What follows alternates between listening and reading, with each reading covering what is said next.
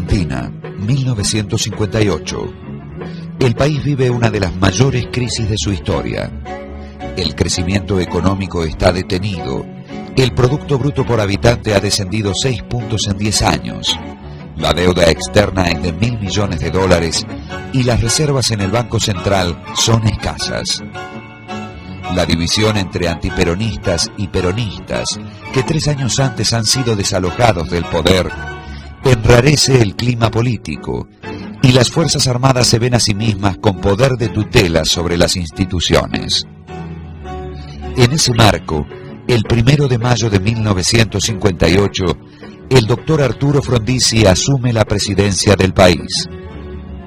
Abogado, nacido en Corrientes y con un fugaz paso juvenil por el Partido Comunista, Frondizi lidera la Unión Cívica Radical Intransigente, una de las vertientes en que se ha dividido el radicalismo tradicional. Ha ganado las elecciones por 1,5 millones de votos. Lo han apoyado los peronistas, a quienes prometió levantar la prohibición que desde 1955 pesaba sobre el movimiento. Hasta entonces, Frondizi había sido diputado radical y opositor al gobierno de la Revolución Libertadora, y su asunción no era bien vista por los militares, quienes no hicieron fácil su gobierno. Frondizi tiene una situación muy comprometida, y es que por un lado está acosado por las Fuerzas Armadas y por los sectores más reaccionarios que ven en él a quien se ha aliado con el peronismo, y en esa época se consideraba que el peronismo podía ser una vía hacia el comunismo. Había un sentimiento muy macartista, recordemos que eran épocas de la Guerra Fría, y por otro lado estaba acosado por los sectores peronistas que le reclamaban el cumplimiento de todo el pacto que había firmado con Perón en Caracas y que lo había llevado a la presidencia con los votos peronistas. Y en la Argentina es un momento en el cual en la política interna el conflicto peronismo-antiperonismo sigue siendo el gran tema político dominante. El gobierno Frondizi tiene cierto desgaste político hasta ese momento, incluso para muchos sectores de la derecha conservadores se lo consideraba a Frondizi un criptocomunista o un simpatizante del comunismo a raíz de algunas posiciones que había tenido en su juventud. El clima del 61 comenzaba a ponerse denso en términos políticos y en alguna medida también en términos económicos, porque empezaba a haber algunas presiones sobre un tema que todos los argentinos conocen, que es el tipo de cambio, ¿no es así? Pero de cualquier forma, el año 61 fue un año de gran crecimiento económico, de suerte que de ese sector de la realidad argentina estaba tranquilo.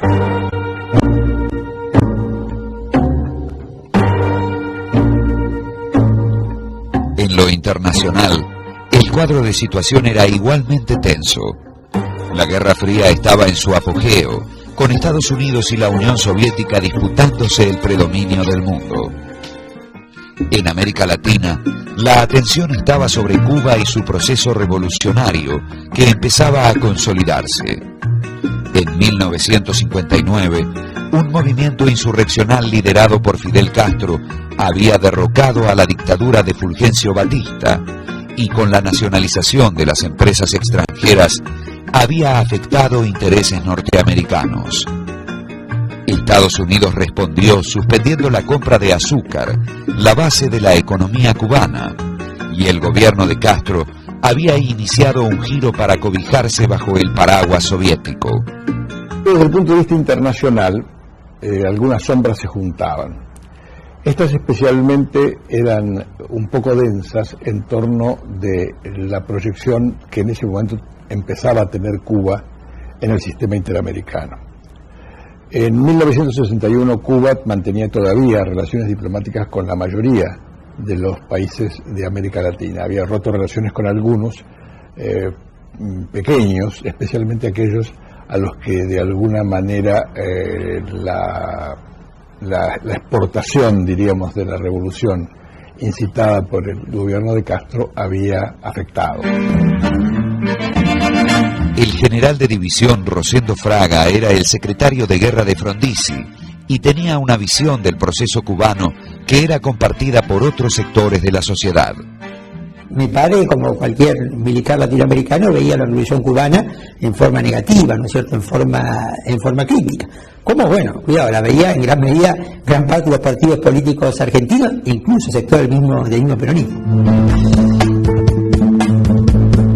El giro de Cuba hacia la órbita soviética era inadmisible para Washington, y su intento de incorporarse a un bloque militar conducido por Moscú convulsionaba a la región.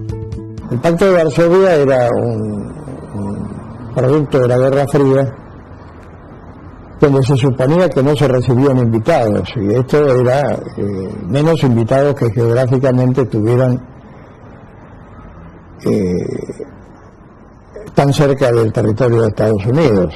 Evidentemente, el tema de la seguridad norteamericana se planteó inmediatamente, y bueno, ahí después, como sabemos, vino en el año 62 la crisis de los misiles, que fue una crisis donde evidentemente la Unión Soviética no se proponía bombardear territorio de Estados Unidos. Lo que se propuso y logró fue que Estados Unidos tomara el compromiso de no continuar preparando invasiones militares contra Cuba a cambio de retirar las baterías misilísticas.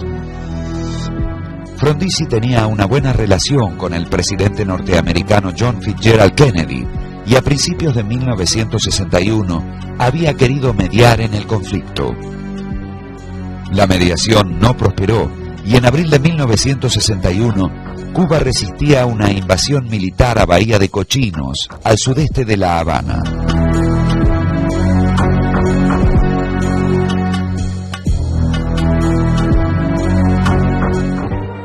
Cuatro meses después, en medio de la crisis y agobiados por la tensión, representantes cubanos y norteamericanos se encontraron en la ciudad uruguaya de Punta del Este.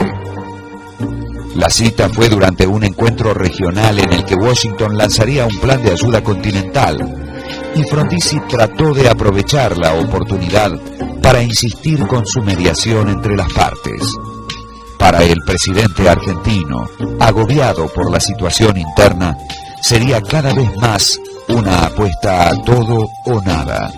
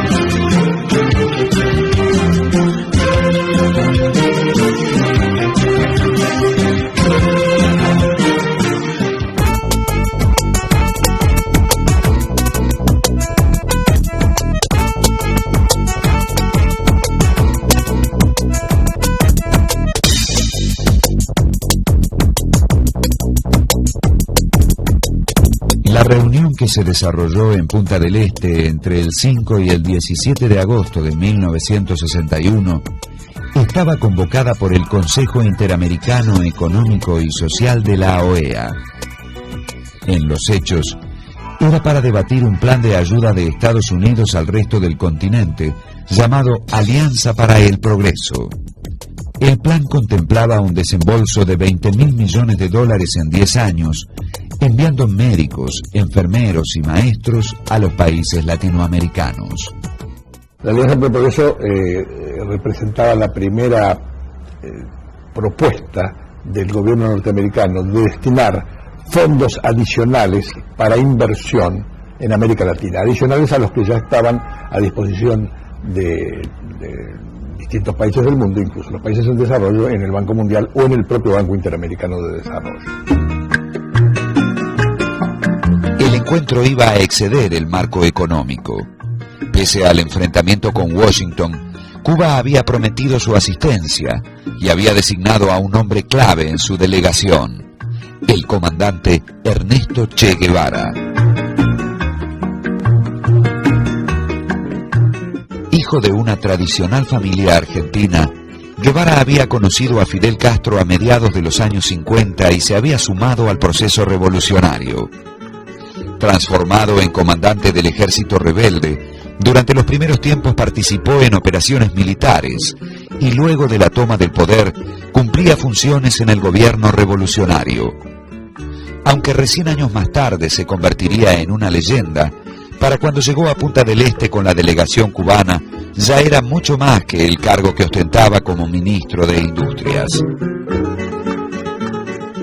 El Che era visto en aquellos tiempos como un enemigo muy peligroso del sistema capitalista, ¿no? Era un hombre con la vida ya hipotecada, ¿no es cierto? Era un hombre que favorecía las insurrecciones armadas en los países de Latinoamérica, lo cual contradecía, por supuesto, la voluntad de los Estados Unidos, pero también de la Unión Soviética, por cuanto en aquella época se había compaginado eso que llegó a decir la coexistencia pacífica, que de alguna manera las dos potencias se habían repartido el mundo, y a cambio de que Estados Unidos le respetara su preeminencia en ciertas zonas, sobre todo en África y en Asia, la Unión Soviética le respetaba la preeminencia norteamericana en América Latina.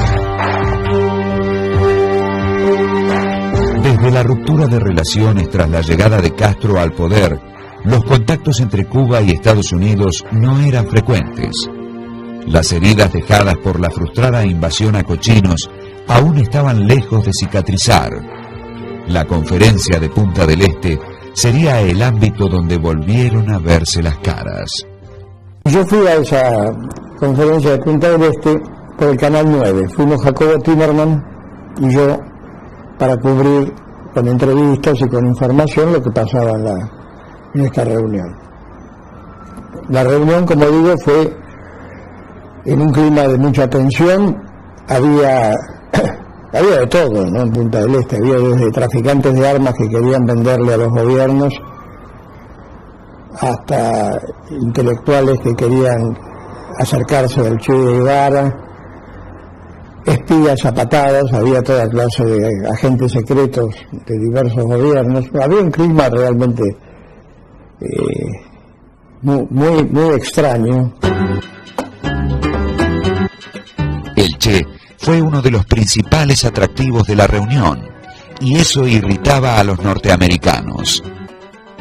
Cuba se oponía al plan de ayuda de Washington porque no contemplaba fondos para generar inversiones ni puestos de trabajo, y en el curso de la conferencia, Guevara pronunciaría un discurso de alto voltaje. Por eso puedo predecir que la revolución cubana es invencible, porque tiene un pueblo y porque tiene un gobernante como el que gobierna Cuba. La presencia del Che en Punta del Este era seguida con atención por los delegados del gobierno argentino, entre los que estaban Oscar Camilión y Horacio Rodríguez Larreta.